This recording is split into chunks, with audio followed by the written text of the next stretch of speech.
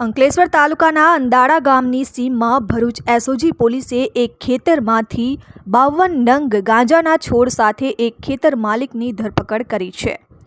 Police સૂત્રીય માહિતી મુજબ ભરૂચ એસઓજી પોલીસની team no drugs in Bharuch campaign હેઠળ અંકલેશ્વર વિસ્તારમાં પેટ્રોલિંગમાં હતી. જે દરમિયાન અંકલેશ્વરના અંદાડા ગામે રહેતા ધનાભાઈ જયરામભાઈ આહિરે ગામની સીમમાં આવેલ પોતાના ખેતરમાં ગાંજાના છોડનું વાવેતર કર્યું હતું, જેની માહિતી મળી હતી અને જે માહિતીના આધારે એસઓજી પોલીસે તેમના ખેતરમાં સર્ચ કરતા 52 નંગ ગાંજાના લીલા અને સૂકા છોડ મળી આવ્યા.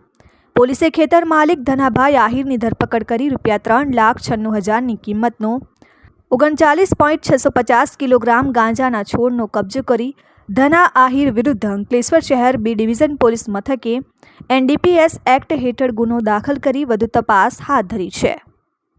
નો ડ્રગ્સ ઇન ભરૂચ કેમ્પેઇન જે ભરૂચ પોલીસ અધિક્ષક શ્રી મયુર ચાવડા સાહેબ દ્વારા આપવામાં આવેલ છે, તે અંતર્ગત પોલીસ મહાનિરીક્ષક સાહેબની સૂચના તથા માર્ગદર્શન હેઠળ ભરૂચ એસઓજી દ્વારા બી ડિવિઝન અંકલેશ્વર પોલીસ સ્ટેશનના વિસ્તાર અંદાડા ગામમાં NDPSની એક સફળ રેડ કરવામાં આવેલ છે.